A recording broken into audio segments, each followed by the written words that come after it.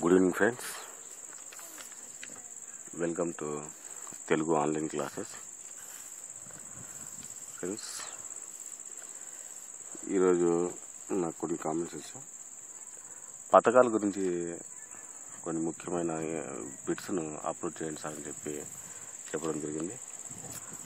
దానికోసం ఈరోజు ఒక 50 బిట్ల వరకు పథకాల గురించి మనకు పథకాల గురించి మాత్రమే ఈ చాలా ముఖ్యమైనవి, చాలా ఇంపార్టెంట్ అయిన బిట్స్ ఈరోజు నేను చెప్పడం జరుగుతుంది. గమనించండి ఫ్రెండ్స్. ఓకే ఫ్రెండ్స్, రాష్ట్రంలో అసంఘటిత రంగంలో పనిచేస్తున్న కార్మికుల కోసం చంద్రన్న బీమా పథకం తిరుపతిలో ఎప్పుడు ప్రారంభించారు? అంటే ఎప్పుడు ప్రారంభించారంటే 2016 అక్టోబర్ 2వ తేదీన, అంటే గాంధీ జయంతి. అక్టోబర్ 2 అంటే గాంధీ జయంతి 2016 అప్పుడు తిరుపతిలో ప్రారంభించారు. ఆ విధంగా మనం అన్ని లింకప్ చేసుకుని గుర్తుపెట్టుకుంటే చాలా ఈజీగా పెట్టుకోవడానికి అవకాశం ఉంటుంది.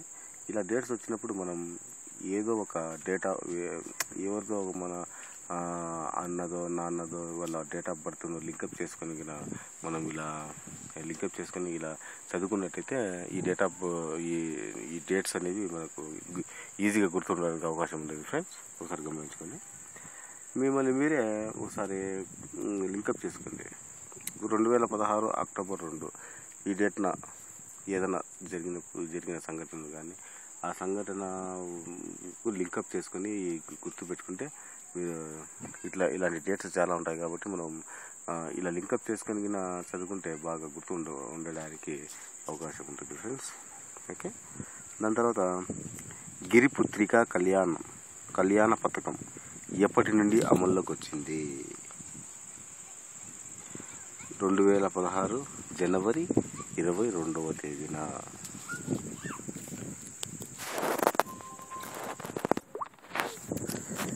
నీరు చెట్టు మిషన్ కు సంబంధించిన కింది వాటిలో సరైనది ఏదంటే, నీటి సంరక్షణలో భాగంగా వర్షపాతం, ఉపరితల నీటి ప్రవాహం, భూగర్భ జలాలను అఖిలశనీయంగా ఉపయోగించేందుకు ఉపరితల నీరు సముద్రంలో కలవకుండా చూడడం ఒకటి.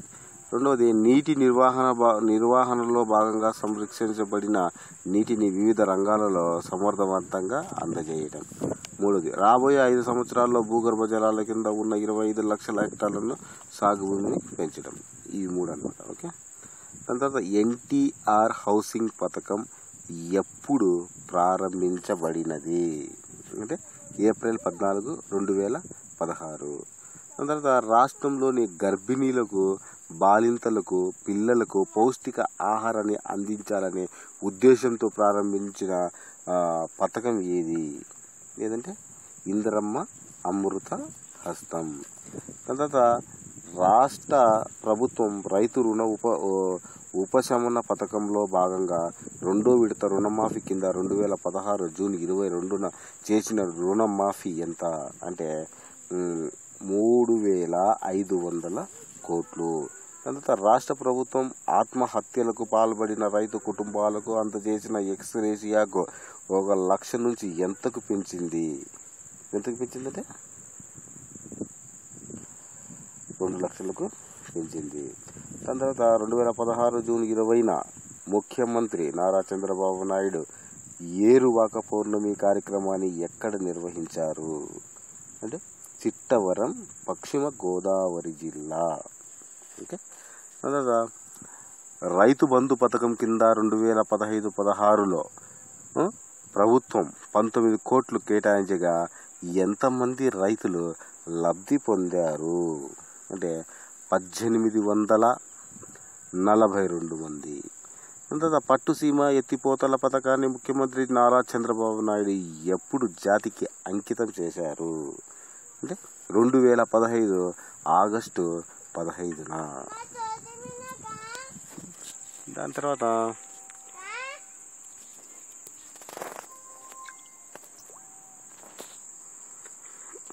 దుకాన్ మకాన్ పథకం ద్వారా ముస్లిం పేదలకు గ్రామీణ ప్రాంతాల్లో, పట్టణ ప్రాంతాల్లో అందించే రుణం ఎంత అంటే 70,000 కోట్ల రూపాయలు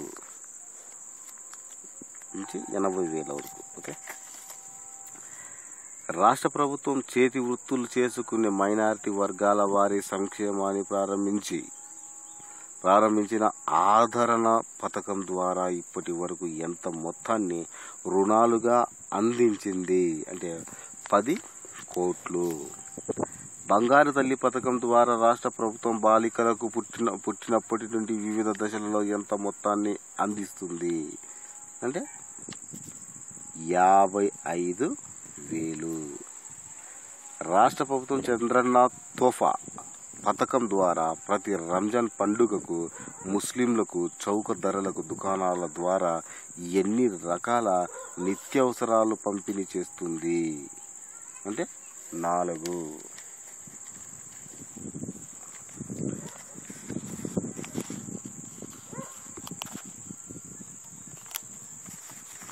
దాని తర్వాత ఆంధ్రప్రదేశ్ రాష్ట్ర ముఖ్యమంత్రి నారా చంద్రబాబు నాయుడు నీరు చెట్టు కార్యక్రమాన్ని ఎప్పుడు ప్రారంభించారు అంటే 2014 ఆగస్టు 24న. దాని తర్వాత www.meebhoomi.ap.government.in ఈ కింది ద్వారా దీని వలన ఏపీ రెవెన్యూ రికార్డెడ్ ఇంటర్నెట్ల ద్వారా ఏమి తెలుసుకోవచ్చు అంటే మీ అడంగలు, పొలం కొలతల పుస్తకము, ఆధార్ లింకింగ్, చెకింగ్, గ్రామ పటాలు ఇవన్నీ తెలుసుకోవచ్చు అనమాట వెబ్సైట్లో. ఓకే.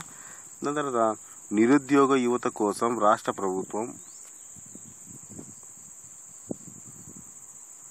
ఉద్యోగ రథం కార్యక్రమాన్ని ఎప్పుడు ప్రారంభించింది అంటే 2016 ఏప్రిల్ 28న.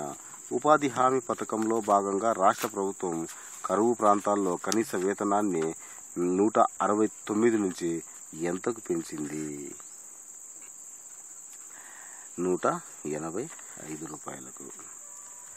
శోధన పథకంలో భాగంగా తొలి FIRను ఎప్పుడు అందజేశారు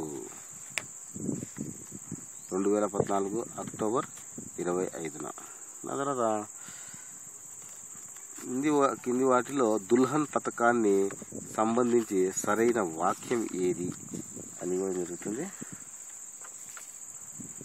ఏంటంటే దుల్హన్ పథకం సంబంధించి ఈ పథకం 2015 మే 26న ప్రారంభించబడింది. ఈ పథకం ద్వారా ప్రభుత్వం పేద ముస్లింలకు యువతకు వివాహ సమయంలో 50,000 అందిస్తుంది. ఈ పథకం 2015 ఏప్రిల్ 1న తర్వాత జరిగే వివాహాలకు మాత్రమే వర్తిస్తుంది. ఇవన్నీ దీనికి సంబంధించినవి. ఓకే. దాని తర్వాత నిరుద్యోగ ఎస్సీ యువతకు నైపుణ్యాభివృద్ధి శిక్షణ అందించే ఉద్దేశంతో రాష్ట్ర ముఖ్యమంత్రి నారా చంద్రబాబు నాయుడు 2015 ఆగస్టు 9న చంద్రన్న చేయూత పథకాన్ని ఎక్కడ ప్రారంభించారు? విశాఖపట్నం. దేశంలోనే తొలిసారి సి ఆటో పథకాన్ని ఆంధ్రప్రదేశ్ ఎప్పుడు ప్రారంభించింది? 2014 డిసెంబర్ 4. రాష్ట్ర వ్యాప్తంగా ఏర్పాటు చేయబడిన 150 జనరిక్ మందుల దుకాణాల ద్వారా మహిళలకు అప్పగిస్తున్నట్టుగా రాష్ట్ర ముఖ్యమంత్రి నారా చంద్రబాబు నాయుడు ఎప్పుడు ప్రకటించారు? 2015 సెప్టెంబర్ 7వ తేదీన. ఓకే ఫ్రెండ్స్, ఇప్పుడు నేర్చుకున్న బిట్స్ చూసుకోండి ఒకసారి. వచ్చే క్లాస్లో మనము ఇంకా మిగతా బిట్స్ను చూస్తాం ఫ్రెండ్స్. కొన్ని అనివార్యాల కారణం వలన ఈ వీడియో ఇక్కడికి ఆపడం జరుగుతుంది. ఓకే ఫ్రెండ్స్, ఈ వీడియో నాకు నచ్చితే లైక్ చేసి షేర్ చేయండి. నచ్చకపోతే కామెంట్లో చెప్పండి. Thank you very much.